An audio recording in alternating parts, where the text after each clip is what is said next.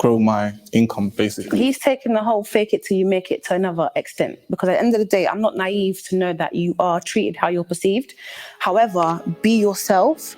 With the whole spending above your means, should I say, yes, we can afford it. I'm not saying we can't, because he's the first person to speak about finances and we need to save and we need to do this and we need to do that. But as much as, I purchase nice things, Paul does a lot of the spending. And in the past, we've had situations where he's invested and there's been no returns. So I don't feel like I need to suffer at the expense of his investing and putting himself in positions to get deals when not all the time it works out. And we're together. Do you know what I mean? We're in a relationship. We're not business partners. So I'm suffering for nothing. So it just seems like we just live in this yes society, because when it comes to relationships, it's like women are looking for yes men and men are looking for yes women, because people feel as though as long as we say yes to everything, then everything will be easier. It's like people aren't looking for the person who's best for them. They're just looking for the person who's easiest for them. They're not looking for maturity. They're looking for convenience. That's why so many women focus so much on financial this and financial that as far as a man, because she feels as though if her lifestyle is easier, then that means the relationship will be easier. That means life itself will be easier, until it ends up not being easy, until the money doesn't matter anymore. Men are looking for women who they can interact easier with, because they think as long as the interaction is easier, then everything else will be easier, until it's not easy no more. It's not how it works. And then we try to use divorce statistics to justify our shallowness and as a way to justify our misalignment of our priorities. So women will say, well, I need a man who has this financially because so many divorces in financial issues. Or men will say, well, I need someone who can provide this sexually because so many divorces happen because of infidelity and sexual deprivation. But the fact of the matter is, people don't get divorced because they were broke or because someone just wasn't having sex. That's not why people get divorced. People don't get divorced because of situations.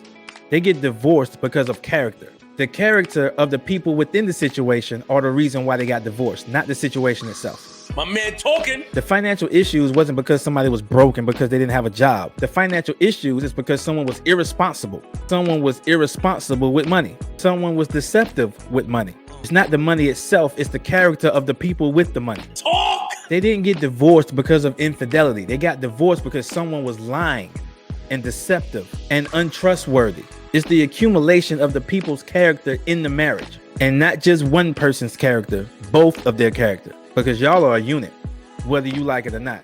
You are one all the way to the end. But that just makes me think about marriage vows, right? Because I've never been a fan of templated vows. You know, the templated cultural, religious court vows gives the notion that every marriage is the same, especially with like the society that we live in, where we say that everything is different and changed and all that other stuff, but marriage vows are just going to be the same. They shouldn't readjust or customize to the time that you live in, or even just the house that you live in. I personally believe that you should write your own vows, because that's what you're going to commit to. That's the effort that you're going to put in, and that's what you're going to require of your spouse, because everybody's deal breaker ain't the same.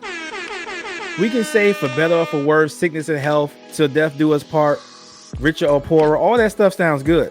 But everybody don't believe in it. My man talking. And the divorce rates show it. It sounds good. It sounds ideal. It's nothing but word salad, but everyone doesn't go by it. The vow is the covenant. It sets the standard and tone of your marriage. Now, I will say that if you don't want to put in the effort to set the standard for your marriage, then you damn sure ain't gonna put in the effort to keep your marriage. And let's be honest, the whole better or for worse through sickness and health, a lot of people don't even intend to honor it. It just sounds good. It just sounds like something you're supposed to say. It sounds like something you should tell your spouse. Templated marriage vows are like terms and conditions on an app or a website. You don't read it. You just scroll down, click accept so you can go to your next page. See, people don't really intend to keep vows. It's just a part of the ceremony. The vows say for better or for worse. It don't say for best or for worst. Better can constantly get better, and worse can constantly get worse. Sickness and health doesn't mean when you get sick, but not when I get sick. A lot of these vows be one-sided. And this is why I say you should write your own vows, because at least with your own vows, you can insert your own limitations. If you have limitations and you have a certain cap and a certain deal breaker, then it should be inserted. In the Protestant vow, there are no limitations. There's no reason to leave. If you want monogamy, it needs to be put in there. Because on the vow, it says, I promise to love you. It doesn't say I promise to love you and only you. So when I listen to people give their vows at weddings, I'm like, why isn't your values in your vows? What you stand on should be in your vows. What you require your spouse to stand on should be in your vows. So when worse happens, this is what you said you were going to do. I believe that during a covenant, you should be specific. Don't get all the way up into your wedding day and then leave everything up to interpretation. And now when you say it in front of everybody, now the community can hold y'all accountable to what you're saying. Your vows should be what you're going to do and what you require of them. And they have to say, I do or not. That's just me. But tell me what y'all think, man. Like, share, and subscribe to the channel. Peace out.